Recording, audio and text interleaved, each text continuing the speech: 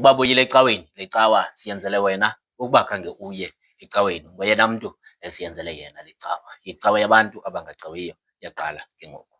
Icawa yabantu abangacawiyo yaqala namhlanje. Nase-ofisini yakho uThixo ukhona. Ukhona nasendlini yakho, ukhona nasemotweni yakho, ukhona nasegadini. Ukhona nakule ndawo uthi wena yindawo engafanelekanga aba bantu balala koopayipi. Ukhona kulaa payipi uThixo. Mkhonze ngoba le yicawa yabantu abangacawiyo. Icawa yabantu abangacawiyo yaqala namhlanje. Mkhonze ngoba le yicawa yabantu abangacawiyo. Sithabatha ithuba ke sibulise kumntu wonke osibukeleyo kwiindawo zonke enisibukeleni kuzo bazalwane. Sibulise kumntu wonke osimameleyo kwiindawo zonke enisimamelene kuyo. Siyanibulisa, siyanamkela kwisiqendu sanamhlanje, isiqendu sika-39 season 3, kodwa ke overall isiqendu sika-99 kwicawa yabantu abangacawiyo. Igama lam ke ndinguSihle Bonani, andiyamidepha, ndiyamanalo Mkhonzi. Eba uthi sinxibe overall esi siqendu. Hayi ke masibulise kwisiqendu esinxibe i-overall. Sibulise ke nakumamjiji apha ecaleni kwam. Nakushikota ngaphaya kwikhamera. Sibulise ke kwi-nation yonke yababukeli becawa yabantu abangacawiyo. Sibulise oomama, ootata, oobhuti, nakoosisi, nakoontangandi, nake wonke ke umntu osibukeleyo ngale njikalanga yanamhlanje. Ngelihle lomvukeli wethu uKrestu. Igama lam ke ndinguAnele wakamnguni. Sithemba ukuthi sizohamba sonke de kufikelele elaa xesha lethu lokugoduka. Ewe ke tata, masivule inkonzo yethu yanamhlanje sithandazele all the nation yababukeli. Masithandazeke. Yise wenkosi yethu nguYesu Krestu, Thixo wethu olungileyo, Thixo onamandla amakhulu, Thixo wethu oziqhu-zithathu umnye, Thixo uyise, Thixo unyana, kwakunye noThixo umoya oyingcwele. Sikhothama ke ezinyaweni zakho, Thixo wethu olungileyo. Sibulela Thixo wethu olungileyo ukulondolozwa nokuthwalwa nguwe phakathi kwezinto zonke, Thixo wethu othandekayo. Usithwele ke Thixo wethu olungileyo ebudeni bemini, wasithwala Thixo wethu olungileyo kwade kwazokufikelela ngoku, Thixo wethu. Bezikhona iingozi ebesinokuhlangabezana nazo, Thixo wethu olungileyo, kodwa wasiphephisa, wasikhusela wena, Thixo wethu olungileyo. Ibikhona imigibe, Thixo wethu othandekayo, esibonakale sithubeleza phantsi kwayo, Thixo wethu olungileyo. Nangona Thixo besingaqondi, kodwa Thixo wethu othandekayo wasithwala wena, Thixo wethu, kuba unenceba, Thixo wethu olungileyo, unothando, Thixo wethu unemfesane, Thixo wethu olungileyo. Siyazibuza ngamanye amathuba, Thixo wethu olungileyo, ukubana yintoni na esiyenzileyo, Thixo wethu othandekayo, ukuze Thixo wethu olungileyo sifanele, Thixo wethu olungileyo, inceba yakho, Thixo wethu olungileyo. Ayikho nanye, Thixo wethu, into esiyenzileyo, Thixo, kokuba nje usithanda wena, Thixo wethu othandekayo. Masithi ke ngalizwi linye, ngamxhelomnye, Thixo wethu olungileyo, akekho uThixo onjengawe, Thixo wethu olungileyo, akekho uThixo ofana nawe, Thixo wethu olungileyo, akekho uThixo omhle, Thixo wethu onjengawe, omhle ukusukela entloko uyokutsho, Thixo wethu olungileyo, eluzwaneni, Thixo wethu othandekayo, Thixo onamandla amakhulu. Sibiyele ke wena, Thixo wethu othandekayo, ngomlilo wakho wezulu, Thixo wethu olungileyo, Thixo onamandla amakhulu. Ngoku ke Thixo wethu olungileyo, siqala le nkonzo, Thixo wethu othandekayo, siqala Thixo wethu olungileyo, Thixo onamandla amakhulu, ukugxobhagxobha ichibi lakho, Thixo wethu olungileyo. Kwenzele Thixo wethu olungileyo othe wangena Thixo wethu olungileyo, athi kwisifo Thixo wethu olungileyo, kumvandedwa Thixo othandekayo, ahleli nawo Thixo namandla amakhulu, abonakale ephila Thixo wethu olungileyo. Thixo onamandla amakhulu, masingahambi sodwa ke Thixo wethu othandekayo, Thixo namandla amakhulu, masesihamba nawe Thixo wethu olungileyo. Kuyacaca ukuthi xa ungekho Thixo wethu olungileyo, thina siza kubulaleka Thixo othandekayo, sibonakale Thixo wethu olungileyo, Thixo namandla amakhulu, sisonzakale endlaleni Thixo wethu olungileyo. Size sincede ke Thixo olungileyo, kwenzela ukuthi singahambi ukubana awuhambi nathi Thixo wethu othandekayo, Thixo ozizinto zonke. Thixo wethu olungileyo, kukho ngoku Thixo wethu olungileyo abantwana abahlelele imviwo Thixo wethu olungileyo. Kukho abantwana Thixo othandekayo abahlelele Thixo wethu olungileyo uvavanyo Thixo namandla amakhulu. Bomeleze ke emandleni, ubathamsanqelise, ubanike ubulumko Thixo wethu olungileyo, ubanike Thixo wethu olungileyo ingqondo Thixo namandla amakhulu, ekhumbulayo izinto abazifundileyo Thixo wethu olungileyo, Thixo wethu onamandla amakhulu. Ngoku Thixo wethu olungileyo, emveni kubana Thixo wethu olungileyo kuphelile yonke into bebhalile Thixo wethu olungileyo, abanye Thixo wethu onamandla amakhulu bazowuthatha ilivu babuyele emakhayeni abo Thixo wethu othandekayo, basebenzise Thixo wethu olungileyo izithuthi Thixo wethu olungileyo ezizinhlobo ngeentlobo Thixo wethu othandekayo, Thixo namandla amakhulu. Kodwa ke Thixo olungileyo, sicela Thixo wethu olungileyo, unciphise Thixo wethu olungileyo ingozi endleleni Thixo wethu olungileyo, unciphise Thixo wethu olungileyo ukuphalala kwegazi Thixo wethu othandekayo ezindleleni, unciphise Thixo wethu olungileyo ukungathobelani kwabantu ezindleleni Thixo wethu olungileyo, unciphise Thixo wethu olungileyo nokusetyenziswa Thixo wethu olungileyo kotywala kwabantu abazokuqhuba Thixo wethu othandekayo. Siyayazi ke Thixo wethu olungileyo, sakucela wena uyasiva Thixo wethu olungileyo, Thixo namandla amakhulu, ngoba uthi wena masize kuwe nemithwalo yethu ngoba usikhathalele Thixo wethu olungileyo. Bonakala ke njengoThixo okhathalayo Thixo namandla amakhulu, bonakala ke Thixo wethu olungileyo njengoThixo ongagqokiyo Thixo wethu olungileyo, bonakala ke Thixo wethu njengoThixo ongafaniyo nomntu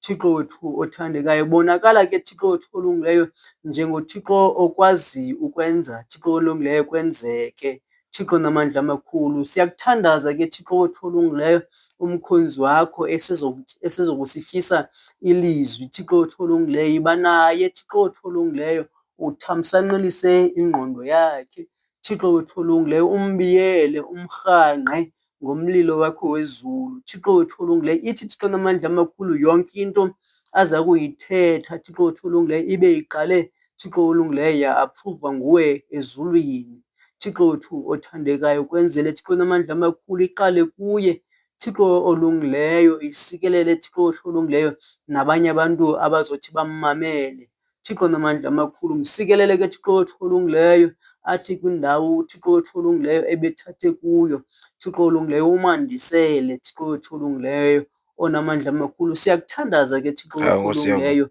ngoku kude kube sephakadeni. Amen. Amen.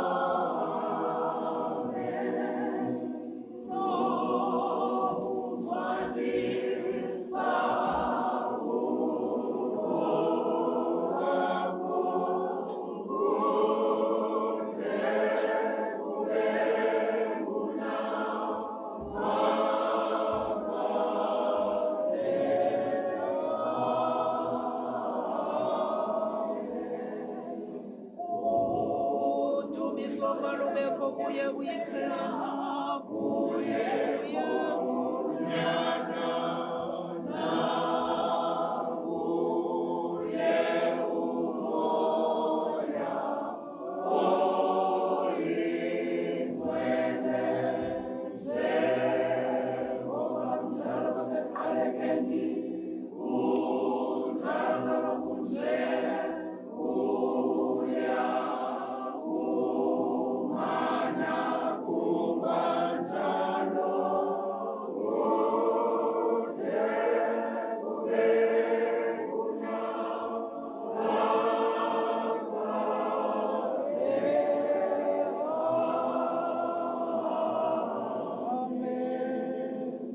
Masibulele bawo, masibulele.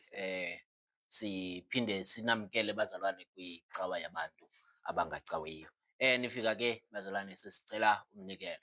Nifika sesicela umnikelo uba niqala ufika ngoku. Siyawucela umnikelo.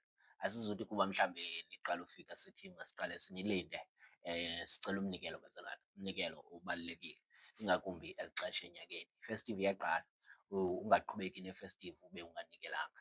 Siyacela ke bazalwane ukuba awukamcofi usubscribe, umnikelo wethu ukuba ucofe usubscribe.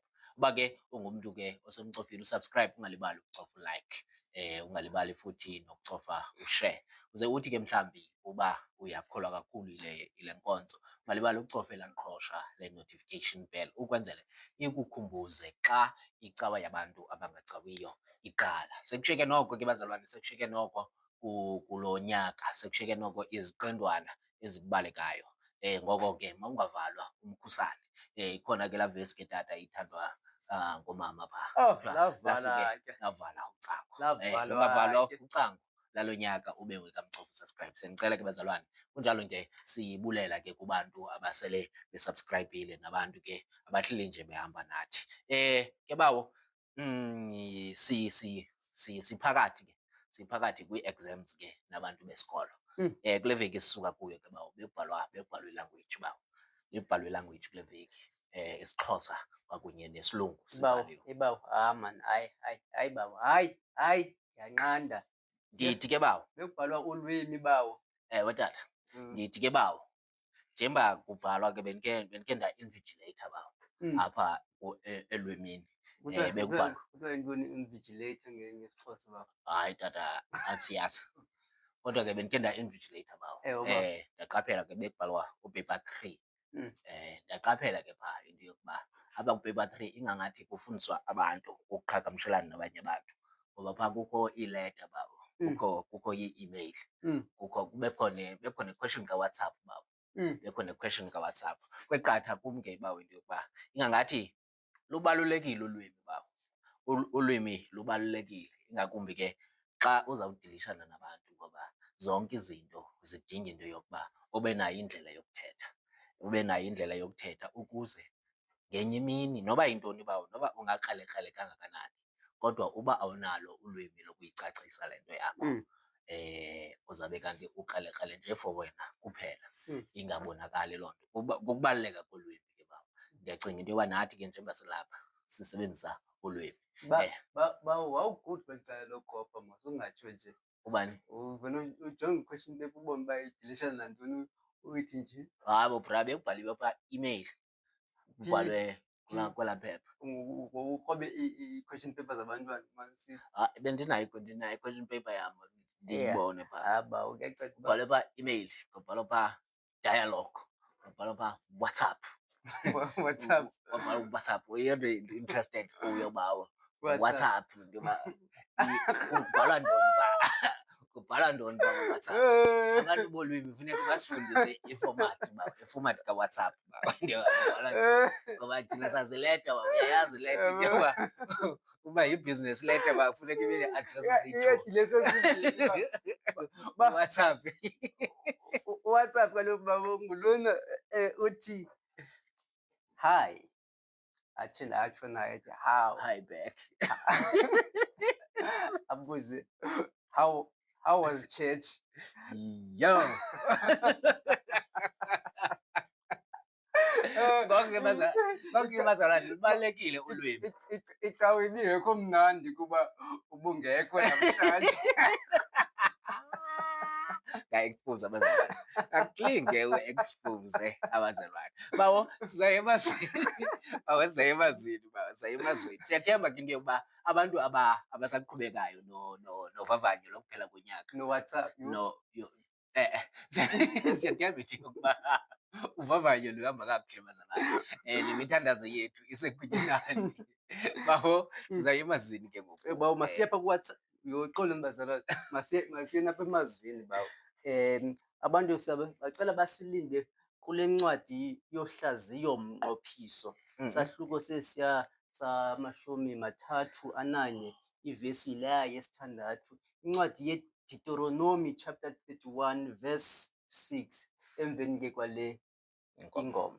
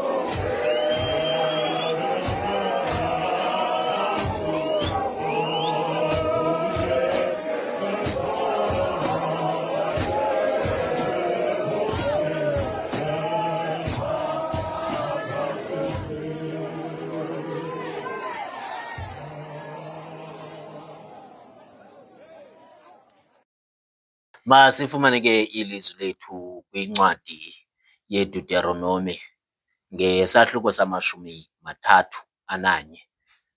Sawuqala kwivesi yokuqala uyokutsho kwivesi yesithandathu. Iziyalo zokugqibela zikaMoses ebantwini nakuYoshua.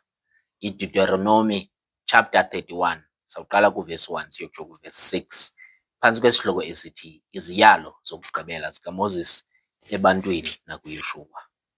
Ifundeka ke ngolu hlobo.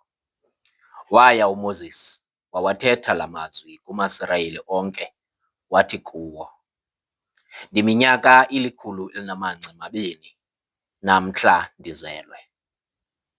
Andisenako ukuphuma nokungena. NoYehova uthe kum, akusayi kuyiwela le Yordani. nguYehova uThixo wakho owela phambi kwakho, wozitshabalalisa ezo ntlanga phambi kwakho uzithimbe. NguYoshua owela phambi kwakho, njengoko wathethayo uYehova. Uyakwenza uYehova kuzo njengoko wenzayo kuSihoni naku-Ogi, ookumkani bama-Amori, nakwilizwe labo awabatshabalalisayo. Azinike kuni uYehova, nenze kuzo ngokomthetho wonke endiniwiseleyo. Yomelelani nikhaliphe, musani ukoyika, musani ukungcangcazela ebusweni bazo, ngokuba uYehova uThixo wakho uhamba nawe. Akayi kukuyekela, akayi kukushiya. Eli lilizwi lenkosi. Inkosi mayisikelele ukufunda kwelizwi layo ngoYesu Kristu ngoku nangonaphakade. Amen. Amen.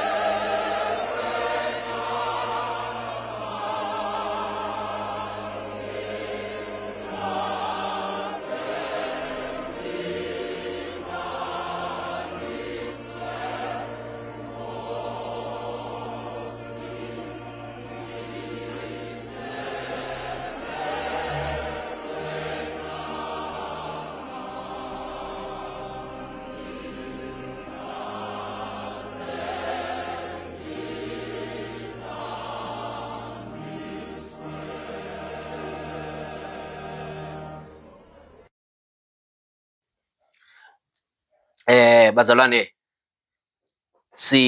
kwincwadi yeDeuteronomy chapter 31 verse 6. Verse 6 ke uthi, yomelelani nikhaliphe, musani ukoyika, musani ukungcangcazela ebusweni bazo, ngokuba nguYehova uThixo wakho ohamba nawe, akayi kukuyekela, akayi kukushiya. Ezi ziziyalo zokugqibela zikaMoses ebantwini nakuYoshua. Kusekulixesha ke baba, sekulixesha uMoses ephila. Uyatsho nayo into yokuba ngoku kwikhulu elinamangca amabini ezelwe. Uba mhlawumbi besikwelaa xesha likaMoses besawuthi ingathi bekuyizolo ngoku uMoses ebekhulela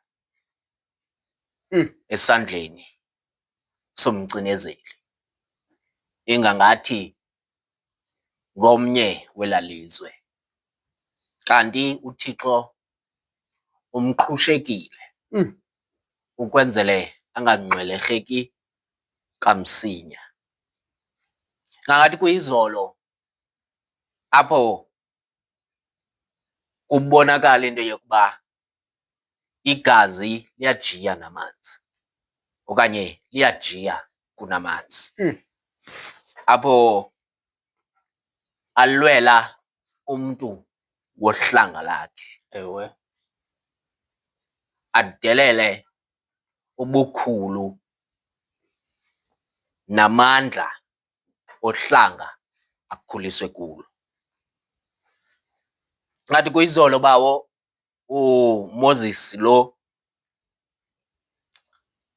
uThixo esiza ngokwakhe emveni kokubona into yokuba abantwana okanye isizwe sakhe sesithembiso kudala silila. Weza kuMoses ngokutsha kwetyholo elingade liphele. Kodwa ngoku sekulixesha ebakhuphile abantu bakowabo kwaFaro. Sekulixesha ebakhokele entlango ebasa kwilizwe lesithembiso. Eli uThixo wayephume okanye babephume eyiphutha bethembisene ngalo, into yokuba abantu bakaSirayeli mabalandele uMoses azokubasa kwilizwe lobusi kwakunye namasi. Kodwa bawo ke inde indlela. Awu, inde. Awubazalwane, inde indlela. Andikhumbuli ke bawo, mhlawumbi ndim ongazange ayifunde kakuhle iBhayibhile. Kodwa andikhumbuli kusithiwa phaa ekuqaleni Moses uzawuphelela endleleni wena. Kodwa ingangathi isithembiso sesokuba uMoses uzawukhokela aba bantu abase kwilizwe lesithembiso. Yile nto ke bawo indibangela ndithi inde indlela bawo. Inde indlela ide ibende kumalungisa. Abantu abakhule bethenjiwe, kodwa bawo ubave mhlawumbi noba sele kufunda i-obituary kuthiwe ukhule kakuhle, kodwa ngenxa yobude bendlela kwenzeka oku noku. ngathi bende nendlela kuMoses bawo naye wade walibala into yokuba amandla la asuka kuThixo. Abantu ke endandikhe ndabava bethetha bawo bathi ebeke wafikelela nento yokusebenzisa undi alibale nokuba kutsho uYehova, ngoba phaa ekuqaleni wayemane esithi utsho uYehova. Kodwa ke bawo xa uhamba nabantu endleleni, xa umane ngquzulana nabantu endleleni, ibe inguwe owuvileyo umyalezo, ibe inguwe obekiweyo etshatshalazeni, ibe inguwe umuntu osemsini, ngamanye amaxesha ngenxa yobude bendlela ude kuvela ubuntu bakho, ulibale into yokuba apha kule ndawo kuyo uthunyiwe. Kodwa ke bawo sele inde injalo indlela, abantu ngenxa yokuba bayazi into yokuba usuka phi nabo, ezinye izinto mhlawumbi abawuziqaphela bona. Mhlawumbi aba bantu babehamba noMoses bawo abazange babona siphene kuMoses, ingakumbi emveni kwexesha elide.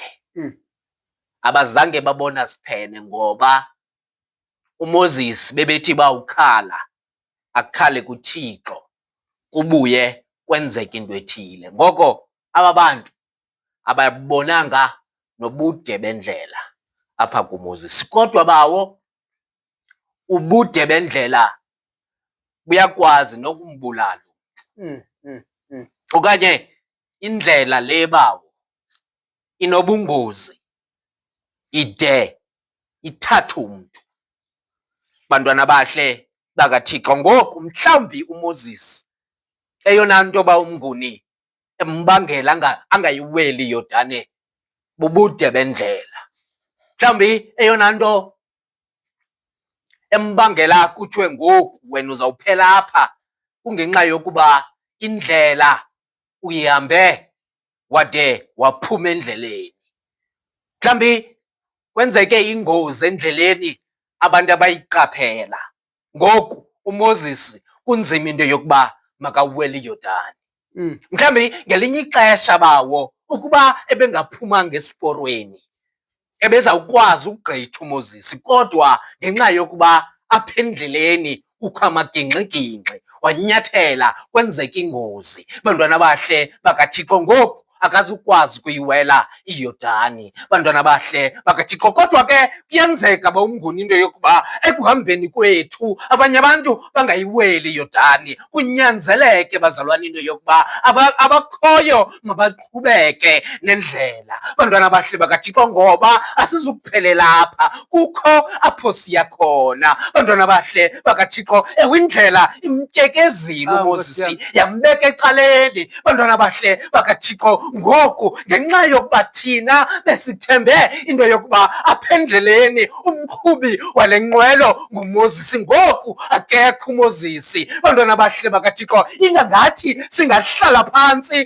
bomnguni ngoba sibubonile ubungozi endleleni. Bantwana bahle bakaThixo, ngoku masihlala apha singayiweli iYordani. Loo nto kungenzeka into yokuba singafiki kwilizwe lesithembiso ngoba siye sabona ubungozi bendlela, sade soyika indlela, salibala into yokuba apha endleleni asihambi sodwa. Bantwana bahle bakaThixo, ewe bazalwane, abanye bethu bazawulahleka, abanye bethu bazawuphuma esiporweni, abanye bethu zikhona iingozi eziza kwenzeka. Bantwana bahle bakaThixo, kodwa ngelishwa nethamsanqa kumele thina siqhubeke nendlela.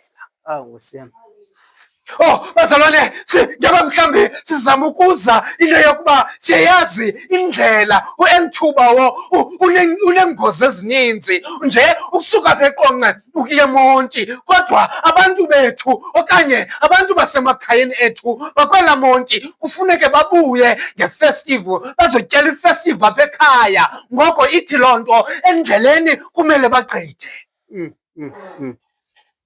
Ngoba apho siya khona okanye ilizwe lethu lesithembiso alipheli nganeno kweYordani. Bantwana abahle bakaThixo, kuyanyanzeleka into yokuba siyiwele iYordani ukwenzele sizofika apho sibhalele khona. Oh bazalwane, utata wayesize ekhaya emsebenzini ewawuqula unxibe kodwa azange afike. Ngoku kunzima into yokuba ndihambe siyokwenza laa msebenzi kwakumele siwenze ngoba soyika indlela le sohamba ngayo. Kodwa bazalwane, kuthiwa namhlanje yomelelani. Yomelelani bazalwane, nikhaliphe ngoba kakade bazalwane apha endleleni kulapho sawubona khona izinto, kulapho bazalwane esizawuvavanywa khona ngakumbi. Kodwa bazalwane, eyona nto ibalulekileyo kukuba siwele iYordani. Oh yona bazalwane, iYordani kumele siyiwele, okanye bazalwane indlela le kumele sihambe kuyo ngoba bazalwane ayikho enye indlela esawufika ngayo elizweni lethu lesithembiso. Ayikho enye indlela esawufikelela ngayo kwimpumelelo yekhaya ngaphandle kokuba siphume endlini siyokukhangela umsebenzi, sisuke emsebenzini siphinde sibuyele endlini sithi ndanga amarhiko oluhlaza lobe siwacela kwela cala. Loo nto ithi kufuneke sibuyele endleleni. Oh bazalwane, siyazi bazalwane, kubuhlungu into yokuba umlindele umntu wakho okanye umlindele umntu wakho wenu into yoba makangene ngelaa mnyango usikuva isigidimi into yokuba apha endleleni kuye kwagilisana iimoto. Bantwana abahle bakaThixo, ngoko akakwazanga ukufika. Kodwa bazalwane, kuyo yonke loo nto yomelelani nikhaliphe. Oh bazalwane, musani ukungangazela ebusweni beengozi zendlela ngoba uThixo akayi kuniyekela, uThixo akayi kunishiya. Bazalwane bam abathandwa inkosi, ngoko bazalwane laa nto yenzekileyo izolo ngeba sithi namhlanje ayizukwenzeka kuwe ngoba uThixo ungakwicala lakho.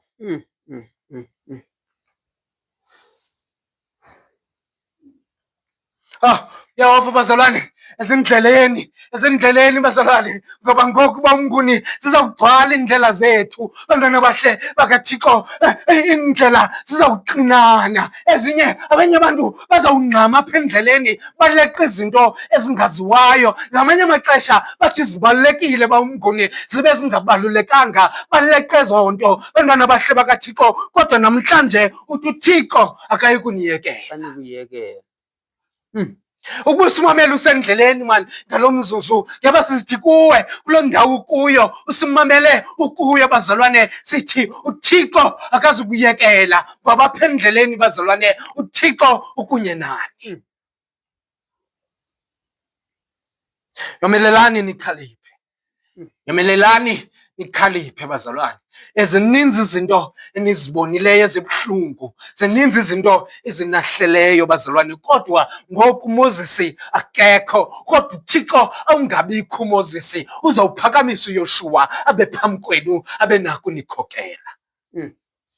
uThixo akabayiyekela abantu bakhe bawumnguni. Usike uThixo endaweni yokubayiyekela abantu bakhe, usike uThixo angenelele bawumnguni. Endaweni yokuba abayiyekela abantu bakhe uyangenelela uThixo. Bantwana abahle bakaThixo, ze kuthi xa singcangcazela sazi into yokuba ekungcangcazeleni kwethu asingcangcazele sisiya phambili sinethemba into yokuba uThixo wethu bawumnguni akazusiyekela, kodwa uThixo kule nto esikuyo uzawungenelelo wethu uThixo.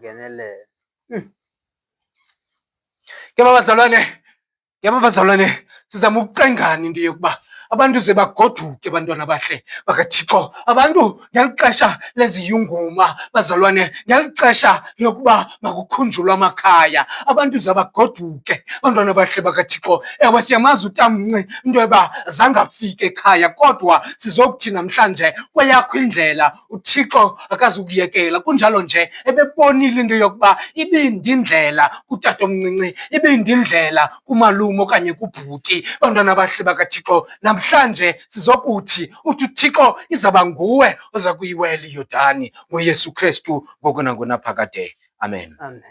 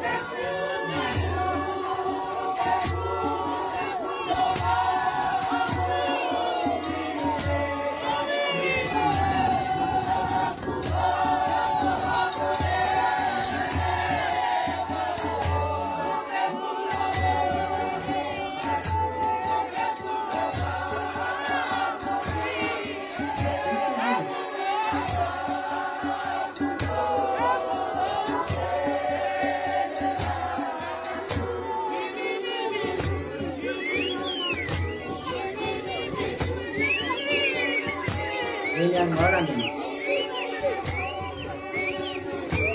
Now,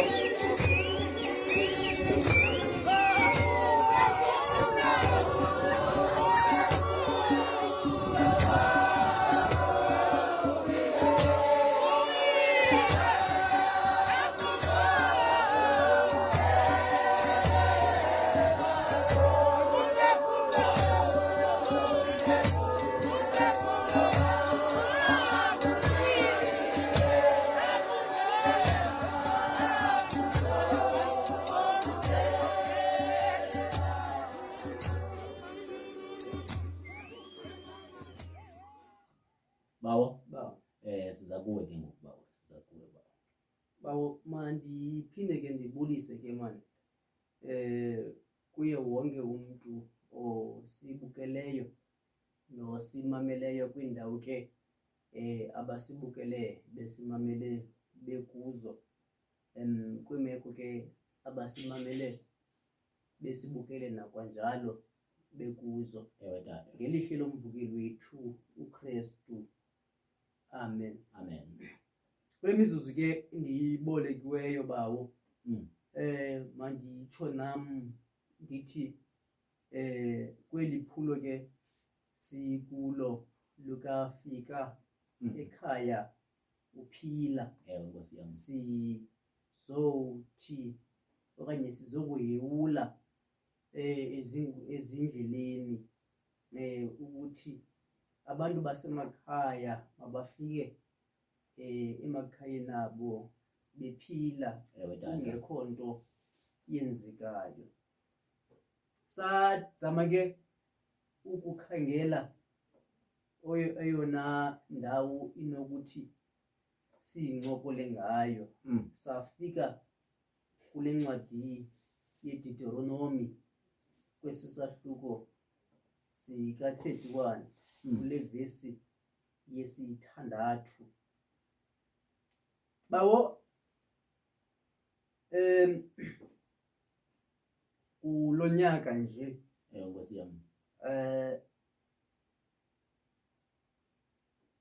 kukho abantu abasondeleyo kum abaginywe ziindlela zoMzantsi Afrika. Ewe Nkosi yam. Phofu ke mhlawumbi liphondo leMpuma Kapa lena. Ewe tata. Phofu ke mhlawumbi iliqonce. Ewe tata. Ingakumbi phofu ke nalapho ke ingu R63 tata. indlela endiyisebenzisa okanye esiyisebenzisa imihla nezolo.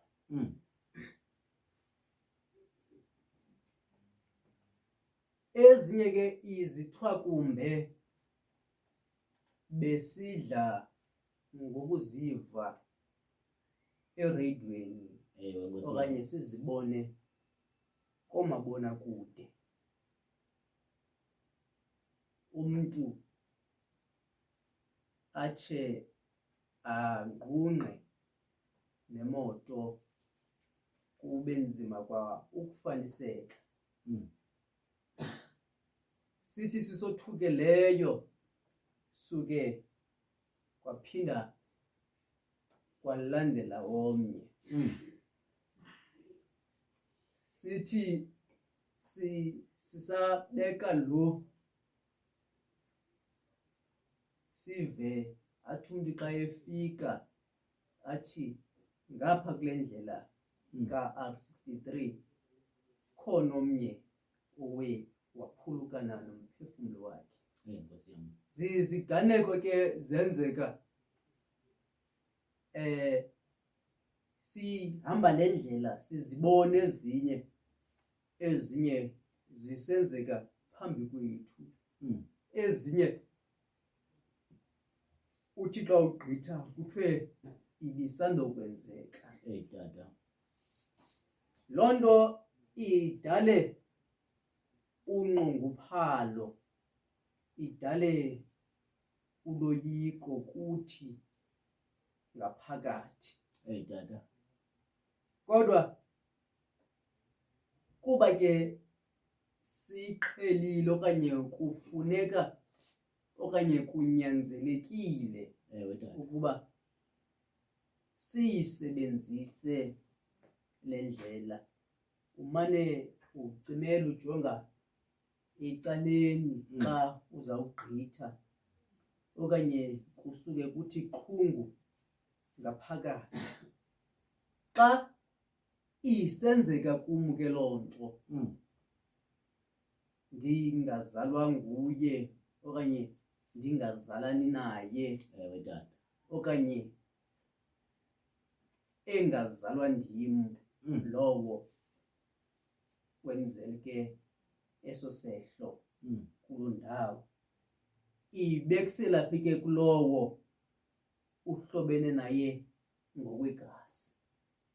Ibekusela ke kumzali lowo umzalayo xa ezomane sithi waphela umphefumlo kamntakwethu, kadadethu, kawomntana wam, kamama, kamakhulu, njalo njalo.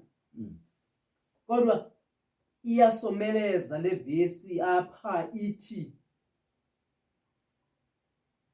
musani ukoyika, musani ukungcangcazela ebusweni bazo indlela zoMzantsi Afrika. Enkosi yami. Apha ekubomelezeni kwabo okanye ekomelezweni kwethu sihamba apha endleleni kuthiwa masithembele kuKristu, masithembele kuThixo, ngoba soze asishiye, Ewe tata. soze asiyekele nokusiyekela. Kodwa eyona nto okanye umongo wale vesi simfumana apha esiphakathini, ohamba nawe. Ewe tata. Ndinqwenela nje ukutsho ngokuba nguYehova uThixo wakho ohamba nawe bawo. Nokuba ziyenzeka izinto apha endleleni, kodwa ze sikhumbule mqhubi, mkhweli, into ethi uThixo lona uhamba nawe apha endleleni. Nkosi yami. Ze sikhumbule ukuthi nokuba kwenzeka ntoni na apha endleleni, uloyiko olusolumana luvela. Mhlawumbi indlela zoMzantsi Afrika zibhizi ngendlela eyoyikisayo apha endleleni, kodwa uzukhumbula ukuthi uThixo kuloo moto uyikhweleyo, uThixo lona uhamba kunye nawe. Ewe Nkosi yami. Nokuba umhlawumbi udibana nendawo lena yoqhwayelo apho umphefumlo okanye sowumbona omnye wakowenu ehamba nge-wheelchair okanye engakwazi ukuzenzela nto ngenxa yegongqongqo lendlela apha eMzantsi Afrika, ibangele loo nto umhlawumbi ucekise kwa indlela, ucekise kwa imoto, kodwa ze sikhumbule le nto ethi uThixo lona uhamba kunye nani apha endleleni. Bantwana bahle, bedinga nokuba umhlawumbi ungena emotweni lena yakho uyithembileyo, ufaka isitixo emotweni yakho, unyathela amafutha, kodwa uzukhumbule le nto yokubana uThixo uhamba nawe. Xana ke mhlawumbi usithi ufumana imoto yakho, bantwana bahle bedinga, okanye mqhubi uhamba apha endleleni, bantwana bahle bedinga, uzukhumbule le nto umhlawumbi xa uqhuba le moto uyiqhube ingangathi uhleli noThixo apha ecaleni kwakho. Bantwana bahle bedinga, umhlawumbi ukhumbule okanye umhlawumbi xa uyinyathela imoto, bantwana bahle bedinga, uyazi ukuthi lo moto uyinyathela, bantwana bahle bedinga, uyinyathela noThixo, ngoba uThixo lona uhamba kunye nani. Eyona nto umhlawumbi iza kuye kusifikisa emakhayeni ethu, eyona nto umhlawumbi izoyo kusifikisa, bantwana bahle bedinga, kwiindawo esiya kuzo, esikhumbula ukuthi asihambi sodwa apha endleleni. Bantwana bahle bedinga, noba umhlawumbi ungazibona ingangathi uhamba wedwa apha endleleni, noba umhlawumbi bantwana bahle bedinga basibedinga ziba khona imicelimngeni yendlela apha endleleni nokuba umhlambi inkungu zingakhona bahle bedinga umhlambi indlela zibembi apha endleleni uloyiko lona luvuke lume ngenyawo bahle bedinga kodwa uzukhumbula ukuthi awuhambi wedwa kwesisithuthi usikhwelileyo ngamanye amathuba bahle bedinga ingcingane ezi ziza kuthatha zikubeke bahle bedinga ukukhumbuze izinto umhlambi ubukhe wadibana nengozi ngaphambili ingcingane lena ikuthathe awuzogqitha kule ndawo okhe wadibana kuyeni nayo nengozi kodwa sekukumeko enjalo uzukhumbula ukuthi awuhambi wedwa kule ndlela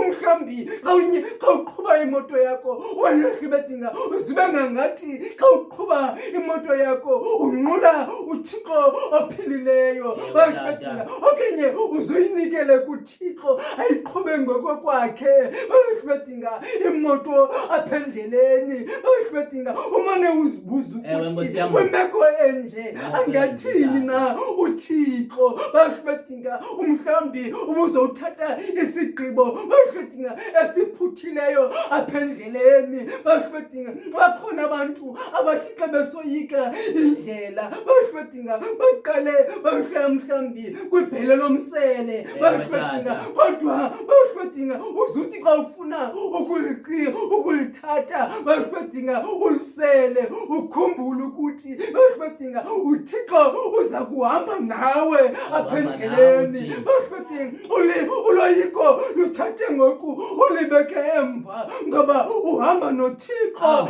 apha endleleni bedinga kwengozi ozodibana nazo apha endleleni kwimeko ozodibana nazo apha endleleni kobusuku ozodibana nabo apha endleleni uzukhumbula ukuthi awuhambi wedwa uhamba noThixo uza kukuthwala ke uThixo ngoba unguThixo othwala nayo abantwana bedinga unguThixo ohamba nathi endleleni uThixo asithwala uThixo umhlambi kuthiwa agqithwa kule ndlela bedinga agqithe nathi uThixo ngoba uhamba nathi ezindleleni uThixo uhamba nathi Thixo uhamba nathi uhamba nathi Thixo uhamba nathi uhamba nathi Thixo uhamba nathi nokuba umhlambi oMoses bedinga befamily yakho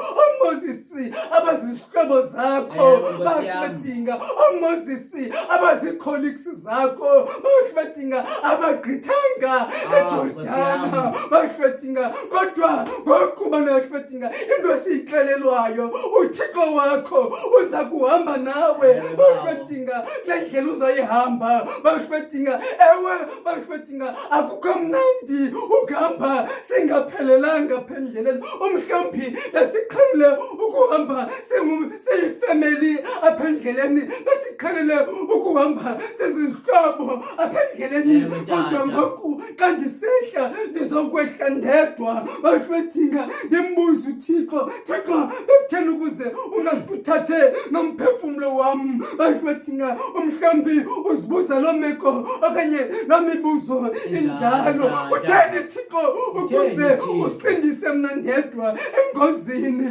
bedinga kodwa sizoxelela namhlanje ukubona uThixo kula mibuzo injalo uza kuhamba nawe Thixo ngoba nguThixo lona ohamba nabantu abakuthathaka nguThixo lo muntu ohamba nabantu aboyikayo aphendleleni ayingoThixo lona ohamba namakhothi aphendleleni bedinga ayingoThixo ohamba nabantu abazithembileyo aphendleleni umhlambi funeka uqale woyike aphendleleni kwenzela ukuthi uzombona ukuthi uThixo uhamba nam uzibuza ukuthi ngigqithe njani kule ndlela bedinga bendingayazi ukuthi ndizawugqitha agqithe uThixo nawe ngoba uThixo funeka kuqala soyike kuqala kwenzela ukuthi azohamba nathi uThixo kufuneka kuqala sincancazele banakhe bedinga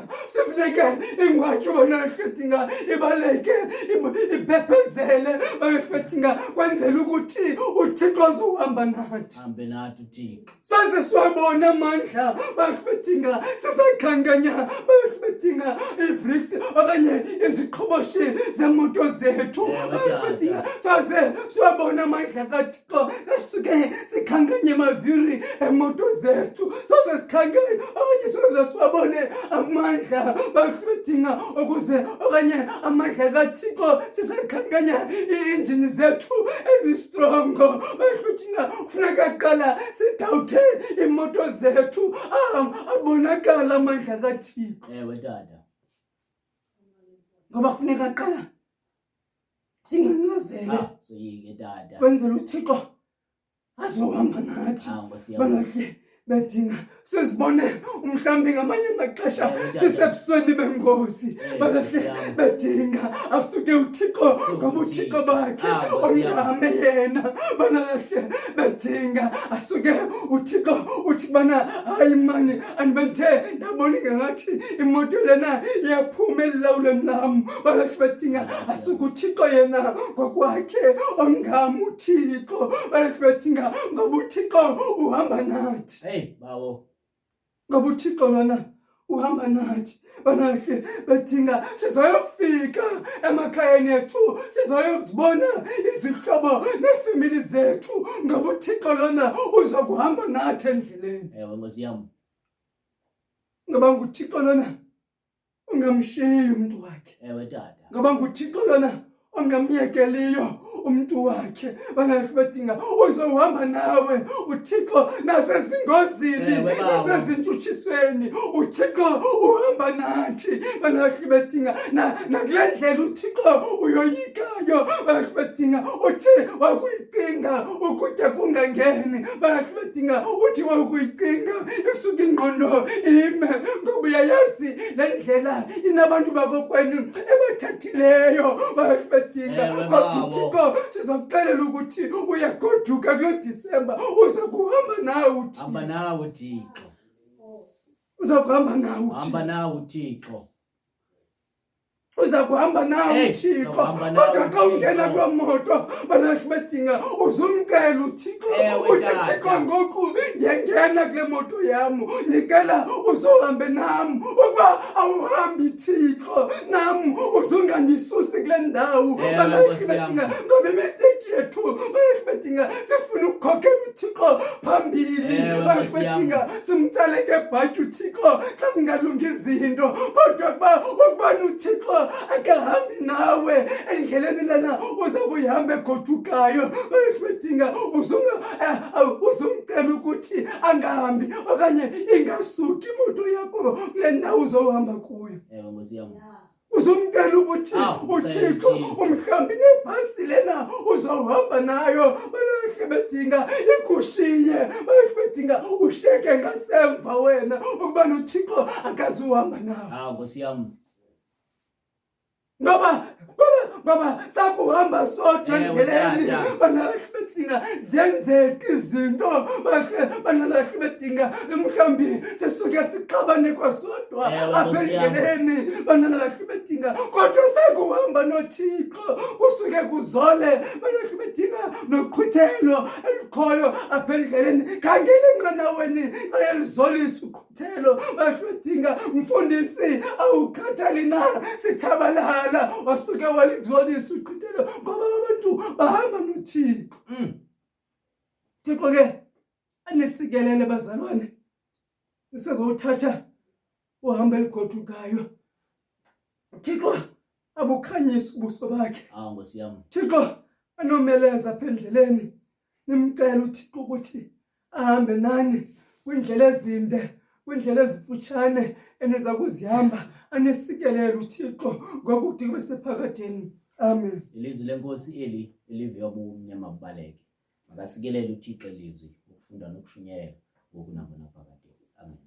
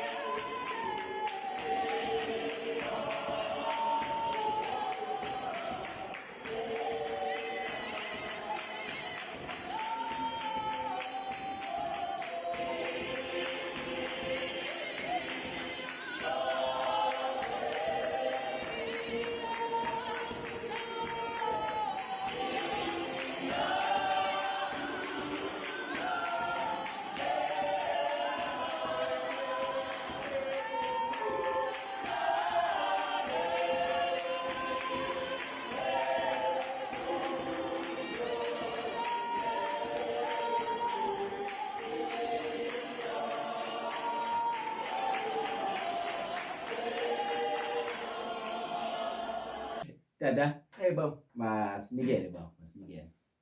Bawo siyacela wena bazalwane. Ningakhabeni labor ke bazalwane because asinayo impahla yeChristmas. Impahla yeChristmas yethu ngu-subscribe. Sicela ni-subscribe bazalwane. Nomphako ke kwabazalwane ke bazohamba nendlela. Asifuna omunye umphako, sifuna nje subscribe. Ba ke somcofile subscribe ngasikole uyilike inkqubo yethu ba so ke uyalike no like so subscribe ungayicofa alaqhosha notification bell kwenzela ukuthi nikukhumbuze ukuthi icawe abantu abangacawiyo iqala ngabani ixesha kwindawo ke esihamba kuzo please hamba ye-holiday kwindawo esihamba kuzo singatsho la nkonzo yomlomo ukuthi icawe abantu abangacawiyo iyafumaneka apha ku-YouTube bawa ndizaya kulaa ndawo kaPikoko yezithunzela bawo sayemgwale baba safika mna phayana ndibachazela ukuthi icawe yabantu abangacawiyo ikhona apha ku-YouTube kwenzela ukuthi basubscribe ke bawo abantu basemgwale abantu basemgwale bawo man ndingaligqibi kakhulu Tata, enkosi kakhulu tata. Bazalwane, eyona nto ibalulekileyo ke mhlawumbi ngesisa namhlanje siqende ukuba besizama ke njengoba kusondela bawo iinyanga zikaWayidlokova. Besizama into yokuba sibe kunye namakhaya athe aphathwa kakubi yindlela bawo. Ngoba eyona nto ingathi iphatha abantu kakubi ngexesha lezi nyanga zikaWayidlokova iba yindlela bawo. Besizama ke bazalwane into yokuba sizama ukusondela kulo makhaya into yokuba uThixo akabashiyanga noko. Kunjalo nje nabanye abantu basezindleleni besizama ukuza kubo into yokuba kuloo ndawo kuyo uThixo ahambe kunye nawe. Siyabulela ke kumntu wonke oye wasibukela kwade kwale thuba. Bawo masivale. Sicimele bazalwane sithandaze. Yanga inkosi ingahlala kunye nathi. Yanga inkosi ingahlala kunye namakhaya abuvayo ubuhlungu ngenxa yendlela zeli lethu. Yanga inkosi ingahlala kubaqhubi. Yanga inkosi ingahlala kubakhweli benqwelo ezisezindleleni. Bade bayokufika apho bebethembisene into yokuba baza kufika khona.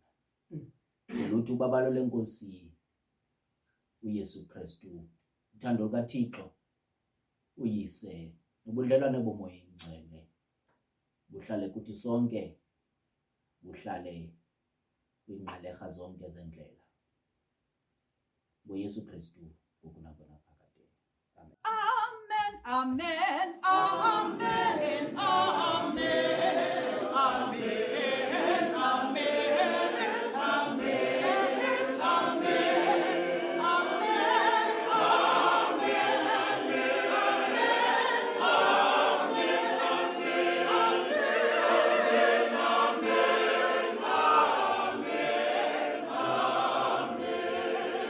Ukuba ubuyele ecaweni lecawa besiyenzele wena, ukuba khange uye ecaweni ngoyena mntu ebesiyenzele yena lecawa. Masibulele bazalwane kumntu wonke othe wasibukela kwade kwale xesha. Sibulele kumntu wonke othe wasimamela kwade kwale xesha. Kwindawo zonke enye nasibukela nikuzo, kwindawo zonke enye nasimamela nikuzo. Inkosi nisikelele. Masiphinde sidibane kule veki zayo ngesiqendu sekhulu secawa yabantu abangacawiyo. Masiphinde ke sidibane ngelo xesha. Igama lam ke ibe nguSihle Bonani, ndingahambi ndedwa, ndihamba noAnele wakwaMnguni. Le yicawa yabantu abangacawiyo. Ningalibali uthandaza uThixo, thandazeka eBhabhayeni.